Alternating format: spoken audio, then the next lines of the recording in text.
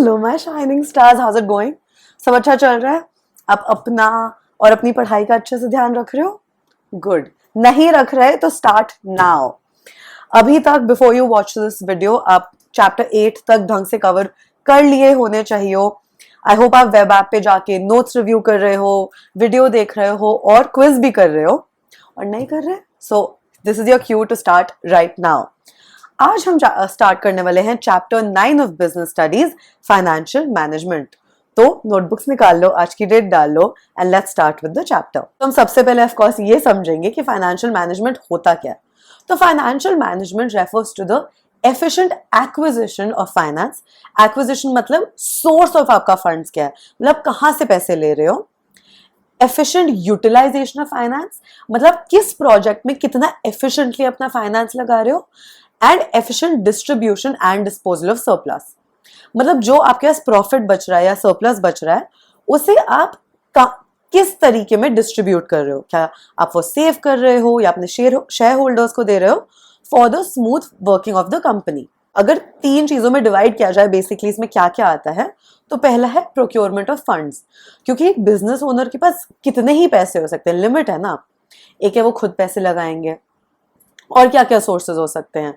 हो सकता है फ्रेंड्स एंड फैमिली से लें, बैंक से लें, इंटरेस्ट पे लेंगे। लेट्स से आपने बैंक से 1 लाख रुपए लिया तो और उस पर आपको 5% इंटरेस्ट देना है, तो आपको 5,000 रुपीज वापस करने हैं बैंक को as interest alongside the 1 lakh rupees.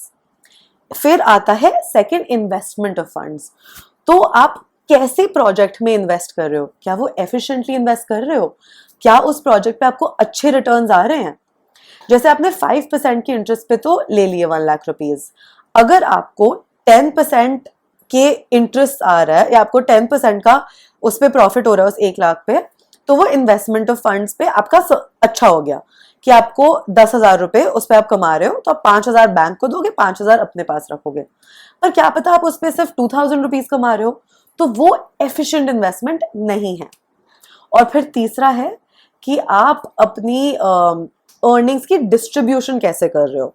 उसमें आप शेयर होल्डर्स को वापस कर सकते हो अगर आपने इक्विटी ली है, या फिर आप जैसे फ्रेंड्स एंड फैमिली को वापस करोगे, या क्या आप वो जो आपका सरप्लस आया वो री इन्वेस्ट करोगे अपने बिजनेस में सेव करके। तो वही 3 चीजें आ गई, procurement of funds, investment of funds and distribution of funds. So what is the role of financial management.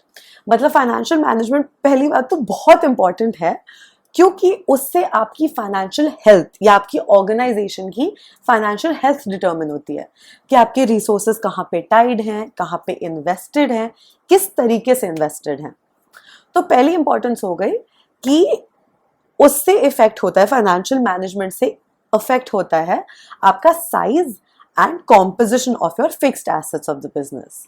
इसका मतलब क्या है, लेट्स से आपने डिसाइड किया कि आप 100 करोड़ रुपीज इन्वेस्ट कर रहे हो फिक्स्ड एसेट्स में, तो साइज क्या हो गया, 100 करोड़ की इन्वेस्टमेंट।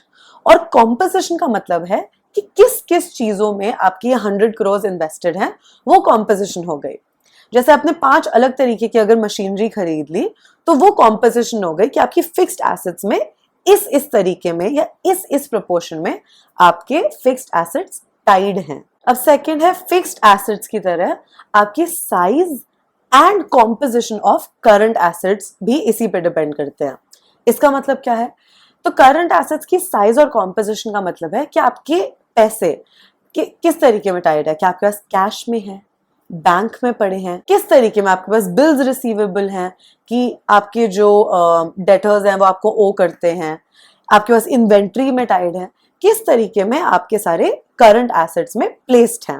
फिर third, the amount of long term and short term funds, कि आप किस तरीके में रेज करना चाहते हो funding for your long term requirements and your short term requirements. Short term में आपको कुछ तरीके से चाहिए होंगे, कुछ अमाउंट चाहिए होगा, लॉन्ग टर्म में हो सकता है आपको उससे ज्यादा चाहिए हो, आपको डिफरेंट सोर्सेज से चाहिए हो पैसे। तो ये सब फाइनेंशियल मैनेजमेंट डिटर्मिन करता है। चौथा है breakup of long term financing into debt and equity. तो ये हमने अकाउंटिंग में टर्म सुने हैं ना, डेट एंड इक्विटी क्या होते हैं। डेट का मतलब है कि आप लोगों से या किसी से आप उधार ले रहे हो, तो उधार पे आपको इंटरेस्ट भी चुकाना पड़ता है ना। जब आप बैंक से पैसे लेते हो तो आप ये लेते हो, आप डेट ले रहे हो कि मैं आपको इतना, आप जो प्रिंसिपल अमाउंट है जैसे 1 लाख रुपीज वो चुका दूंगा और मैं इस पे इंटरेस्ट भी चुका दूंगा, इंटरेस्ट पेमेंट कर दूंगा। अब शेयर्स या equity on the other hand क्या होता है, इस पे आप डिविडेंड देते हो कि अगर हमने सरप्लस मेक किया तो आप, जिनके पास शेयर्स होते हैं या इक्विटी होती है, वो होते हैं ओनर्स ऑफ द कंपनी, मतलब उनके पास ओनरशिप है कंपनी की। तो सरप्लस में से या फिर प्रॉफिट्स में से उनको बांटा जाता है कुछ अमाउंट, जिसे डिविडेंड कहते हैं। तो यही इस डिवाइड को कि आप कितना डेट से इशू करना चाहते हो, कितना इक्विटी से इशू करना चाहते हो, इंटरेस्ट पेमेंट तो करनी ही करनी है, डिविडेंड्स क्या आप इस साल पे कर रहे हो तो कितना परसेंटेज कर रहे हो, ये सब देखना बहुत इंपॉर्टेंट है, जो फाइनेंशियल मैनेजमेंट से ही डिटर्मिन होता है। फिर फिफ्थ आ गया all items in profit and loss account. तो जो भी आइटम्स P&L अकाउंट में है उसके भी डिसीजंस अफेक्ट होते हैं फाइनेंशियल मैनेजमेंट से। So what are the objectives of financial management? हमने इक्विटी समझा था, राइट, शेयर्स। तो कोई भी इंसान किसी भी कंपनी में इन्वेस्ट क्यों करता है, एक कंपनी के शेयर्स क्यों खरीदता है? ताकि वो उन पे प्रॉफिट मेक कर सके, मतलब उनके शेयर की वैल्यू बढ़ जाए, उनको एक्स्ट्रा डिविडेंड मिले, करेक्ट। इसलिए करते हैं कि बेसिकली एज एन इंडिविजुअल मैंने कंपनी में इन्वेस्ट किया ये बोल के कि कंपनी आपकी है, मैं इसमें इन्वेस्टमेंट डाल रही हूँ, तो आपको बिजनेस करना आता है, आप बिजनेस चलाओ, मैं इन्वेस्ट कर रही हूँ। तो जब आपकी कंपनी की वैल्यू बढ़ेगी, मतलब जब आप अच्छा बिजनेस करोगे, आपकी कंपनी की वैल्यू बढ़ेगी, उसके साथ साथ मेरे शेयर की भी वैल्यू बढ़ जाएगी, करेक्ट, मुझे डिविडेंड मिलेगा। इसीलिए लोग इन्वेस्ट करते हैं किसी भी कंपनी में। तो एग्जैक्टली पर्पस है maximisation of shareholders wealth, कि शेयर होल्डर की वेल्थ को इंक्रीज करना है। वरना कोई भी शेयर होल्डर किसी भी कंपनी में इन्वेस्ट क्यों करेगा, वो सिर्फ इसलिए इन्वेस्ट कर रहे हैं ना ताकि उनके शेयर की वैल्यू बढ़ जाए, उन्हें डिविडेंड मिले। तो यही यहाँ लिखा है कि the objective of financial management is to maximise the current price of equity shares of the company और maximise the wealth of the owners of the company, that is the shareholders. ये कब होगा? ये तब होगा जब investment की cost से ज्यादा होगा इन्वेस्टमेंट का बेनिफिट। तो जब फाइनेंस प्रोक्योर किया जाता है, एम यही है कि रिड्यूस करी जाए कॉस्ट, ताकि जो वैल्यू एडिशन है to a share, to the value of a share, वो ज्यादा हो। तो अगर बहुत सिंपल वर्ड्स में बोलना चाहें तो यहां लिखा हुआ है the objective of maximisation of shareholders wealth is achieved by, कैसे अचीव होगा? बाय इंश्योरिंग कि सफिशिएंट फंड्स अवेलेबल हैं कंपनी के पास एट अ रीजनेबल कॉस्ट। ये नहीं है कि इंटरेस्ट प्राइसेस बहुत ही ज्यादा हाई हैं। दूसरा है कि यूटिलाइजेशन ऑफ फंड्स ढंग से किया जाए, एफिशिएंटली किया जाए, इफेक्टिवली किया जाए, ताकि एडिशनल वैल्यू जनरेट हो। और इंश्योर ये भी किया जाए कि सेफ्टी हो उन फंड्स में जो प्रोक्योर किए जा रहे हैं, बाय क्रिएटिंग रिजर्व क्रिएट किया या फिर प्रॉफिट्स को री इन्वेस्ट किया ताकि वो वापस यूज हो सके। अब हम आ गए हैं इस चैप्टर के one of the most important topics पे, फाइनेंशियल डिसीजंस। ये बहुत बहुत बहुत इंपॉर्टेंट है, 5 स्टार्स लगा लो इस पे कि बहुत इंपॉर्टेंट है, तो बहुत अच्छे से समझना है और याद भी करना साथ साथ, ठीक है। तो फाइनेंशियल डिसीजंस, कोई भी फाइनेंस मैनेजर या कोई भी कंपनी है, वो जब फाइनेंशियल डिसीजंस लेती है, वो 3 तरीके में डिसीजंस होते हैं वो, ठीक है, 3 कैटेगरीज में आते हैं। एक है financial decisions, investment decisions and dividend decisions. Financial decisions है कि पैसा कहां से आएगा, हमारा सोर्स ऑफ मनी क्या है। डेट हो सकता है, इक्विटी हो सकता है।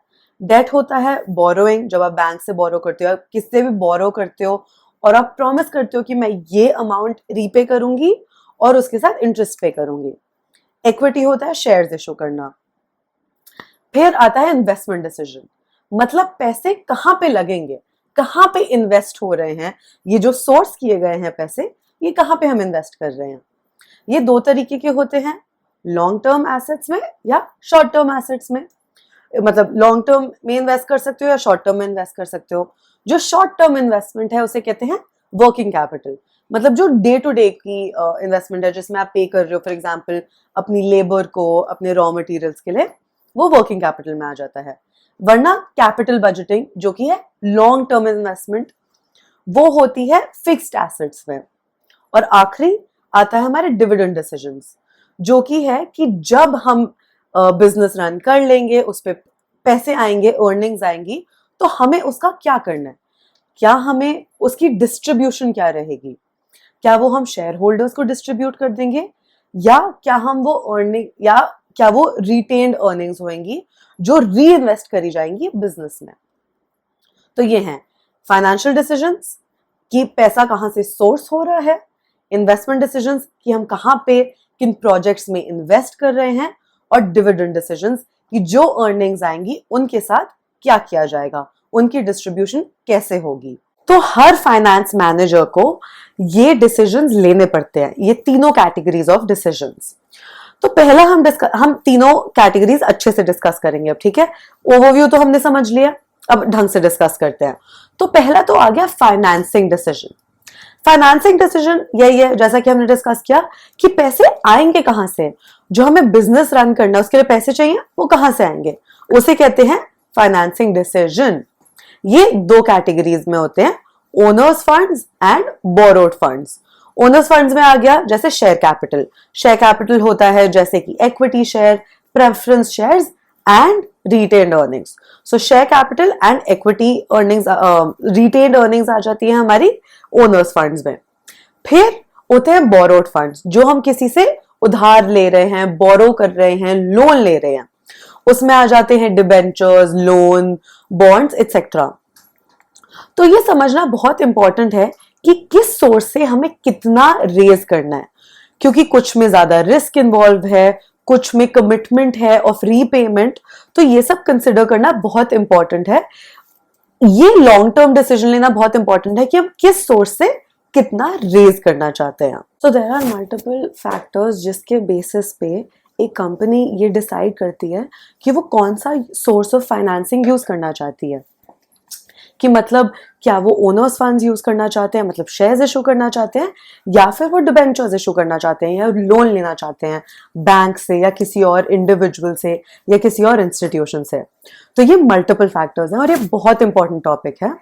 पर इसके लिए सबसे पहले हम निमोनिक बनाएंगे ऑफ कोर्स, क्योंकि बहुत सारे फैक्टर्स है, तो हमें ये याद रखना इंपॉर्टेंट है कि क्या क्या है, जिसके लिए है RSF2C3, ठीक है। तो वो हो गया risk, state of capital market, तो R और S में एक एक है। फिर F से दो चीजें हैं, flotation cost and fixed operating cost, और C से आ जाती है cost, cash flow position and control considerations. तो अब ये सब समझते हैं। So first factor of course है कॉस्ट। तो कोई भी फाइनेंस रेज करने के लिए डिफरेंट सोर्सेज यूज कर सकते हैं, पर वो रेज करने के लिए उसमें कॉस्ट भी इन्वॉल्व होती हैं। स्पेशली जब आप शेयर्स इशू करते हो तो उसमें काफी सारी कॉस्ट इन्वॉल्व होती हैं। तो एक फाइनेंस मैनेजर हमेशा मेक श्योर करने की कोशिश करता है कि वो वाला सोर्स प्रेफर करे जिसमें मिनिमम कॉस्ट इन्वॉल्व हो। फिर सेकेंड है कैश फ्लो पोजिशन। तो एक कंपनी की, मतलब एक उनकी खुद की कैश फ्लो पोजीशन पे वो डिसाइड करते हैं कि वो कहाँ से फाइनेंस रेज करेंगे। अगर तो फाइनेंशियल पोजीशन या कैश फ्लो पोजीशन अच्छी है, ठीक है, तो डेट फाइनेंसिंग या फिर लोन लिया जा सकता है, क्योंकि वो कॉन्फिडेंट है कि वो लोन पे बैक कर पाएंगे।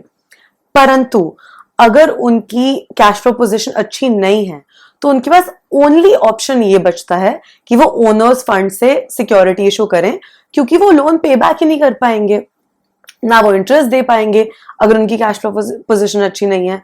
तो इन द चांस की कैश फ्लो पोजीशन अच्छी नहीं है, तो सिर्फ ओनर्स फंड का ऑप्शन रहता है। तीसरा आता है कंट्रोल कंसिडरेशंस।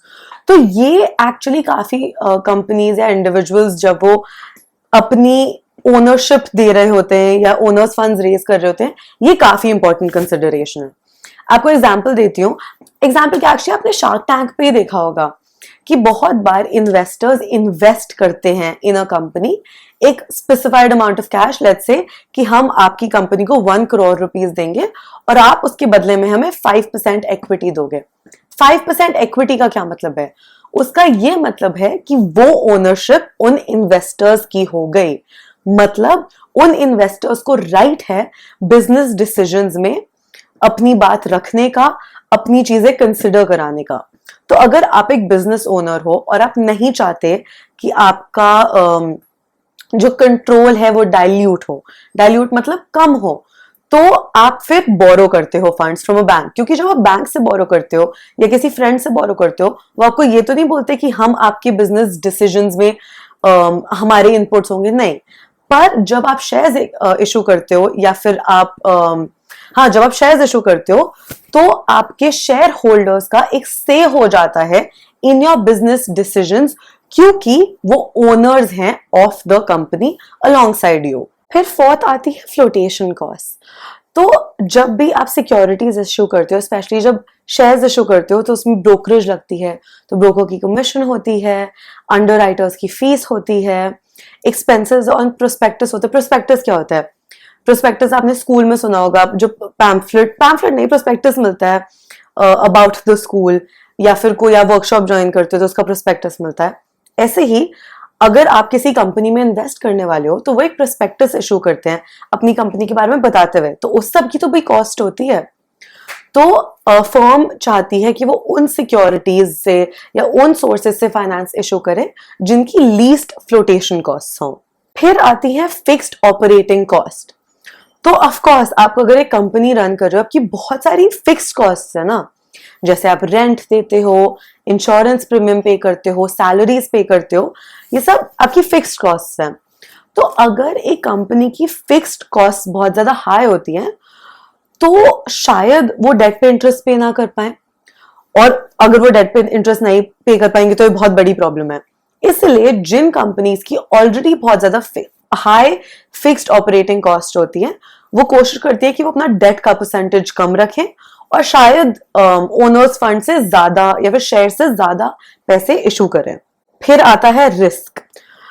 तो in the case of borrowed funds, मतलब अगर आप लोन लेते हो तो ये कंपल्सरी है, आपकी लीगली बाइंडिंग है, चाहे आप प्रॉफिट बनाओ या ना बनाओ, आपको आपकी कंपनी को डेफिनेटली वो लोन विथ इंटरेस्ट पे बैक करना होता है। मतलब इस सिचुएशन में रिस्क बहुत हाई है। On the other side, just in case अगर आपने शेयर्स इशू करे हैं और आपकी कंपनी ने प्रॉफिट नहीं मेक किया है, तो आपको कोई भी डिविडेंड नहीं देना है, विच इज वाई जो शेयर्स होते हैं या ओनर्स फंड होता है उसमें रिस्क थोड़ा कम होता है। फिर लास्ट है स्टेट ऑफ कैपिटल मार्केट। तो स्टेट ऑफ कैपिटल मार्केट पे भी डिटर्मिन होता है कि आप किस टाइप की सिक्योरिटीज इशू कर रहे हो। तो जैसे कि आप इधर ग्राफ देख सकते हो, मार्केट कंडीशंस का ये ग्राफ होता है जिसमें ऐसे है, इधर बूम है, बूम मतलब हाई पे चल रहा है, और डिप्रेशन मतलब लो पे चल रहा है। तो in the case of boom, लोग शेयर्स खरीदना चाहते हैं, मतलब जो इंडिविजुअल्स हैं, जो इन्वेस्टर्स हैं, वो शेयर्स खरीदना चाहते हैं। तो इस सिचुएशन में अगर आप एक कंपनी हो, आप बहुत सारे शेयर्स इशू कर दोगे, क्योंकि लोग खरीदना चाहते हैं, लोगों के पास पैसे हैं जो वो डालना चाहते हैं शेयर मार्केट में, वो उससे प्रॉफिट मेक करना चाहते हैं। ऑन द अदर हैंड, अगर डिप्रेशन पीरियड चल रहा है, मतलब डिमांड फॉर जो शेयर्स है वो कम है, क्योंकि लोग अपने पैसे नहीं डालना चाहते स्टॉक मार्केट में, तो अब शेयर्स इशू करके कर ही क्या लोगे? कोई इंसान खरीदना ही नहीं चाहता, या फिर कम लोग खरीदना चाहते हैं। तो जब बूम पीरियड चल रहा है तो कंपनीज ज्यादा शेयर्स इशू करती हैं, जब डिप्रेशन चल रहा है तो कंपनीज ज्यादा लोन लेती हैं, मतलब ज्यादा बोरोड फंड्स में से पैसे रेज करती हैं। फिर हम आ जाते हैं इन्वेस्टमेंट डिसीजन पे, जिसे कैपिटल बजटिंग डिसीजन भी बोलते हैं। तो इस डिसीजन में होता है कि अब आपने पैसे तो ले लिए, फाइनेंस तो कर लिया, तो पैसे कहाँ पे लगाने हैं कि आपको अच्छे रिटर्न्स आए, आपको मैक्सिमम बेनिफिट मिले उससे, उसे कहते हैं investment decisions. Investment decisions short term भी हो सकते हैं, लॉन्ग टर्म भी हो सकते हैं, और जो आपके पास मल्टीपल इन्वेस्टमेंट अपॉर्चुनिटीज होंगी, तो उसमें से किस में इन्वेस्ट करना है वो आपको अपनी नीड के और उसके मल्टीपल फैक्टर्स के अकॉर्डिंग देखना होता है। लेट्स से आप एक फैक्ट्री रन कर रहे हो, आप एक कपड़े की फैक्ट्री रन करते हो, तो आपको मल्टीपल मशीन्स के ऑप्शन होंगे कि आप किसी में भी इन्वेस्ट कर सकते हो। तो वो देखना कि कौन सी मशीन हमें सबसे ज्यादा रिटर्न देगी हमारी रिक्वायरमेंट के हिसाब से, उसे इस पूरे डिसीजन मेकिंग प्रोसेस को कैपिटल बजटिंग डिसीजन भी बोलते हैं। इसमें क्या क्या कंसिडर होता है? Size of assets, profitability and competitiveness, इस सब से कैपिटल बजटिंग डिसीजंस मेक किए जाते हैं। और अगर हमें नहीं करना लॉन्ग टर्म के लिए इन्वेस्ट, तो रेंट भी कर सकते हैं, पर ये सब इसी के अंडर आता है। सो क्या क्या फैक्टर्स अफेक्ट करते हैं हमारी इन्वेस्टमेंट मेकिंग को? इसका न्यूमोनिक है CRI, CRI, cash flow of the project, return on investment and investment criteria. तो पहला है cash flow of the project. अब जब भी कंपनी बहुत ज्यादा ह्यूज अमाउंट ऑफ मनी लगाएगी, इन्वेस्ट करेगी, तो वो ऑफ कोर्स एक्सपेक्ट करेगी ना कि एक रेगुलर कैश फ्लो आए जो हमारी day to day requirement meet कर रहा है ऑफ आवर बिजनेस। और अगर ये नहीं हो रहा तो कंपनी क्यों इन्वेस्ट करेगी किसी भी प्रोजेक्ट में? अगर एक प्रोजेक्ट सिर्फ आपको लॉसेस ही दे रहा है या फिर रेगुलर कैश फ्लो भी नहीं दे रहा है, रेगुलर कैश फ्लो जनरेट ही नहीं कर रहा है, तो आप एज अ कंपनी उसमें इन्वेस्ट ही नहीं करोगे। तो जो अमाउंट ऑफ कैश फ्लो है इन्वेस्टमेंट प्रपोजल का, कि एक इन्वेस्टमेंट प्रपोजल कितना कैश फ्लो जनरेट कर सकती है ऑन अ रेगुलर बेसिस, वो एनालाइज करना बहुत इंपॉर्टेंट है before making the investment. Second है return on investment. So percentage की एक प्रोजेक्ट आपको कितना रिटर्न देगा। बहुत सिंपल मैथ है। अगर प्रोजेक्ट ए आपको 10% रिटर्न दे रहा है और प्रोजेक्ट बी आपको 15% रिटर्न दे रहा है, तो आपको प्रोजेक्ट बी में को प्रेफर करना चाहिए, रिगार्डलेस ऑफ आप किस में ज्यादा कम पैसे डाल रहे हो। जो परसेंटेज आपकी इन्वेस्टमेंट पे आपको कितना रिटर्न मिल रहा है, ये कंसिडर करना बहुत इंपॉर्टेंट है। ऑल्सो ये बहुत इंपॉर्टेंट है कि आप ये देखो कि इन्फ्लेशन को के अकॉर्डिंग्स में तो चल रहा है ना आपकी return on investment. Let's say आपके पास 2 लाख रुपीज हैं और आपका प्रोजेक्ट आपको सिर्फ 5% रिटर्न जनरेट कर रहा है। ऑन द अदर हैंड अगर आप ये बैंक में डालोगे तो आपको 6% मिलेगा ऑन अ फिक्स डिपॉजिट। तो इससे अच्छा तो आप फिक्स डिपॉजिट में डाल दो ना। ऐसा प्रोजेक्ट आप क्यों अंडरटेक करोगे जिसकी परसेंटेज ऑफ रिटर्न कम है? तो रिटर्न ऑन इन्वेस्टमेंट कंसिडर करना before investing in a project is very important. Third है इन्वेस्टमेंट क्राइटेरिया। तो बहुत सारे फैक्टर्स कंसिडर करना इंपॉर्टेंट है before investing in a project. ये फैक्टर्स रेंज करते हैं फ्रॉम इंटरेस्ट रेट क्या है मार्केट में, कैश फ्लो कितना है, रेट ऑफ रिटर्न कितना है, और बहुत डिफरेंट टेक्निक्स यूज की जा सकती हैं ऑन इन्वेस्टमेंट प्रपोजल्स टू ये एनालाइज करने के लिए कि वो आपके लिए क्या कर रहा है, एक इन्वेस्टमेंट प्रपोजल कितना अच्छा है। और इन सबको कहते हैं कैपिटल बजटिंग टेक्निक। आखिरी डिसीजन आता है डिविडेंड डिसीजन, जिसमें होता है तो जब एक कंपनी प्रॉफिट मेक करती है उसमें से सबसे पहले तो उसे कुछ कुछ उसकी फिक्स लायबिलिटीज होती हैं, जैसे कि क्रेडिटर्स को पैसे देने, एम्प्लॉयज को पैसे देने, या डिबेंचर होल्डर्स को पैसे देने, एक्सेट्रा। उस प्रॉफिट में से ये सब पेमेंट के बाद बचता है सरप्लस। तो एक फाइनेंस मैनेजर डिसाइड करता है कि उस सरप्लस को किस तरीके में बांटना है। क्या वो इक्विटी शेयर होल्डर्स को बांट दी जाए या फिर ये केप्ट असाइड रखा जाए in the form of retained earnings. तो वो रिटेन्ड अर्निंग री इन्वेस्ट होंगी बिजनेस में। तो क्या शेयर होल्डर्स को दे दिया जाए, मतलब इक्विटी शेयर होल्डर्स को दे दिया जाए, या फिर रिटेन्ड अर्निंग्स के फॉर्म में रख लिया जाए, ये डिसीजन है। फिर आता है फैक्टर्स अफेक्टिंग डिविडेंड डिसीजन। तो ये सारे फैक्टर्स के बेसिस पे फाइनेंस मैनेजर डिसाइड करते हैं कि डिविडेंड देना है या रिटेन्ड अर्निंग्स रखनी है। तो पहला फैक्टर है बहुत ही ऑब्वियस, अर्निंग्स। तो डिविडेंड कैसे पे किया जाता है? करंट और प्रीवियस ईयर की अर्निंग्स के बेसिस पे है ना। तो अगर अर्निंग ज्यादा है तो कंपनी डिसाइड करती है हाई रेट ऑफ डिविडेंड दे देंगे। अगर लो अर्निंग पीरियड चल रहा है तो डिविडेंड भी लो रहेगा। Very simple. सेकंड आता है स्टेबिलिटी ऑफ अर्निंग्स। तो अर्निंग्स के जैसा ही है, अगर कोई कंपनी अच्छी चल रही है, एस्टैब्लिश्ड है, बहुत टाइम से चल रही है, उनकी स्टेबल है अर्निंग्स, तो उन्हें पता है कि वो अच्छा कमा रहे हैं, है ना, तो वो हाई रेट ऑफ डिविडेंड देंगे ताकि उनके शेयर होल्डर्स भी खुश रहें। पर अगर कोई कंपनी है जिनकी अनस्टेबल अर्निंग्स है या उन्हें नहीं पता कि उनका बिजनेस कौन से पीरियड्स में अच्छा है, कौन से में नहीं अच्छा, लाइक इंस्टेबिलिटी है उसमें, तो लो रेट ऑफ डिविडेंड देते हैं वो। फिर थर्ड है कैश फ्लो पोजीशन। तो अगर एक कंपनी की कैश फ्लो पोजीशन अच्छी है, मतलब वो क्योंकि डिविडेंड का क्या मतलब है, डिविडेंड उनके कैश फ्लो में से जाएगा।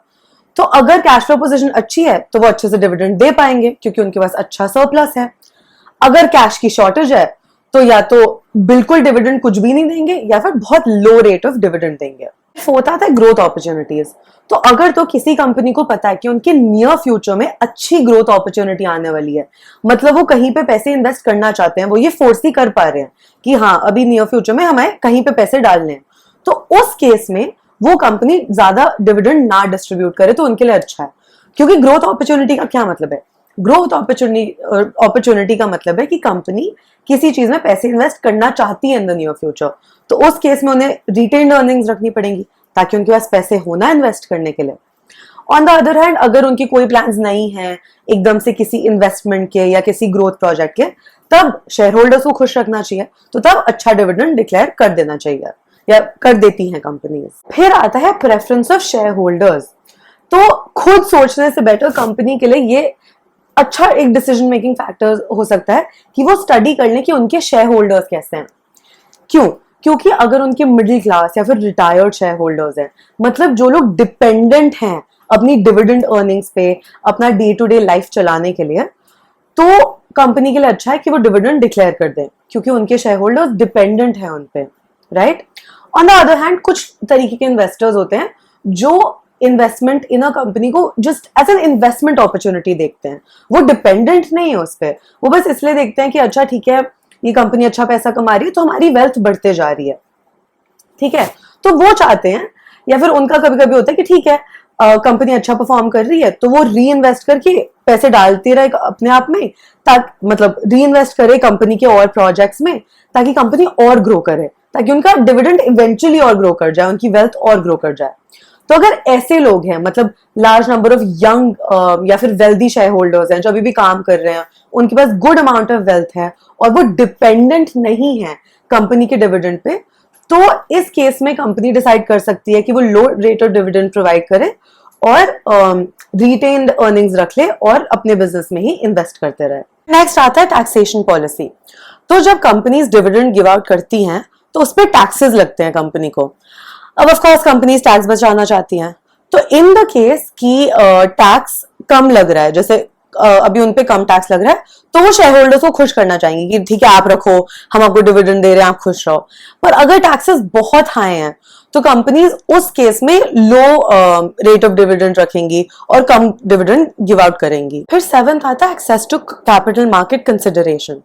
Access to capital market consideration का ये मतलब है कि एक कंपनी कितनी जल्दी और कितने ईज से शेयर्स इशू करके पैसे रेज कर सकती है।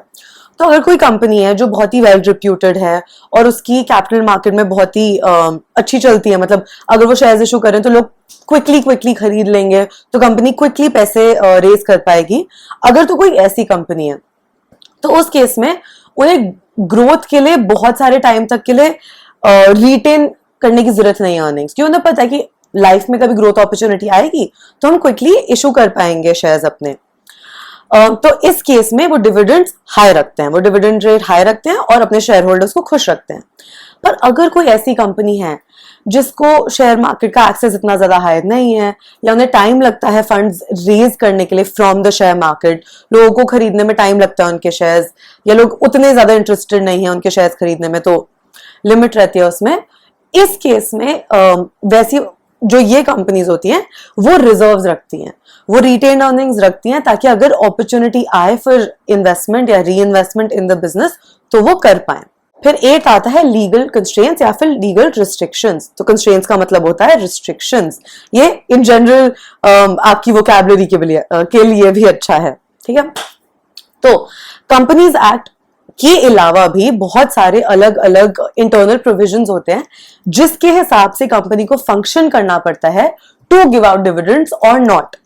तो भाई लॉ ही बोलता है कि before paying dividends you have to pay multiple other things. You have to pay your creditors, you have to pay your employees, you have to pay the people you have taken a loan from. इन सबको pay करने के बाद ही आप dividend pay कर सकते हो। ये लीगल रिस्ट्रिक्शन है, ये लॉ में बोला गया है। और ये भी है कि पेमेंट ऑफ डिविडेंड अगर कर भी दी जाए वो कंपनी की लिक्विडिटी को नहीं इफेक्ट कर सकता है। ये बहुत इंपॉर्टेंट है for a company to consider before their giving out dividends. Next आता है कॉन्ट्रैक्चुअल कंस्ट्रेंट्स। कंस्ट्रेंट्स का क्या मतलब है, अभी हमने समझा, रिस्ट्रिक्शंस। ओके, तो लॉ के अलावा कभी कभी आपके जैसे जब आप लॉन्ग टर्म लोन्स लेते हैं तो फाइनेंसियर कुछ कुछ आप पे कॉन्ट्रैक्चुअल कंस्ट्रेंट्स भी डाल सकता है। उसका मतलब है कि कॉन्ट्रैक्ट के हिसाब से आप पे ये बाइंडिंग है कि आपके डिविडेंड पेमेंट पे कुछ कुछ चीजें बाइंडिंग है। जैसे वो बता सकता है कि आप इससे ज्यादा डिविडेंड नहीं पे कर सकते हो, या फिर आपको डिविडेंड पे करने के पहले हमें पे करना है क्योंकि ये लॉन्ग टर्म लोन है, राइट।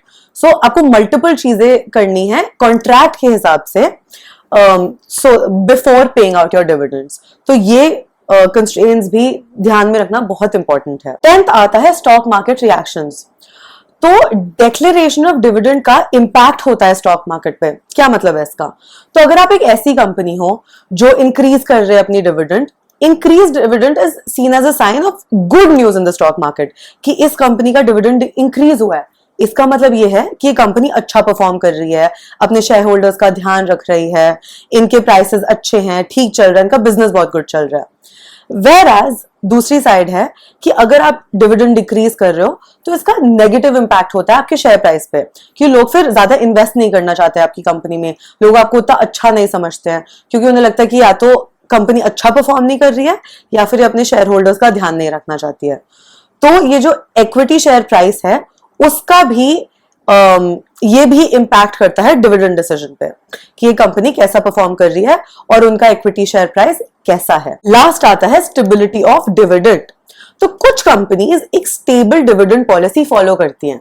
ऐसा वो क्यों करती हैं, क्योंकि जैसा हमने ऊपर वाले पॉइंट में डिस्कस किया, अगर कंपनी अपना डिविडेंड डिक्रीज कर देगी तो ये शेयर होल्डर्स इसे एज अ बैड न्यूज समझेंगी कि या तो कंपनी हमारा ध्यान नहीं रखना चाहती या तो इनकी परफॉर्मेंस बकवास है। तो अगर स्टेबल रहता है, डिविडेंड स्टेबल रहता है, तो स्टॉक मार्केट में शेयर होल्डर्स को लगता है कि हाँ, वो लोग सेटिस्फाइड रहते हैं और वो कॉन्फिडेंट रहते हैं कि ये कंपनी अच्छी है, अच्छा परफॉर्म कर रही है, हमारा ध्यान रख रही है। और फिर जब कंपनी को लगता है कि वो खुद सेटिस्फाइड है अपने अर्निंग पोटेंशियल में और अच्छा काम कर रहे हैं और अच्छा कमा पा रहे हैं, अच्छा उनके पास सरप्लस आ रहा है, तो उस केस में वो डिविडेंड बढ़ा देते हैं। और जब वो बढ़ाएंगे तो शेयर होल्डर्स तो ऑटोमेटिकली खुश हो जाएंगे। And with that we done with part 1 of chapter 9 financial management. I know ये चैप्टर थोड़ा सा लंबा है but we have to do it regardless. तो आज हमने काफी कुछ कवर कर लिया है, तो यहां तक अच्छे से पढ़ लो before I post the next video. ठीक है, अच्छे से पढ़ लो, अच्छे से समझ लो। कुछ भी डाउट्स है, you know where to find me, please comment section में पूछ लेना या फिर ईमेल में अटैच करती हूँ, ईमेल में पूछ लेना मुझसे। इसके अलावा go to the web app, link is in the description box below. जाओ वेब ऐप पे, जाओ, नोट्स पढ़ो, वीडियो अच्छे से वापस देखो और साथ साथ क्विज भी करते रहो। मैं आप ही के लिए अपलोड कर रही हूँ so that you can understand the chapter better, you can practice it better. Other than that, you know the drill. If you have any doubts, ask me in the comment section below. You know my email. Notes सारे uploaded हैं web app पे, पर फिर भी अगर आपको कुछ भी हेल्प चाहिए, कमेंट सेक्शन है, मेरी ईमेल है। And that is that. Take care and I will see you guys next time. Okay, bye.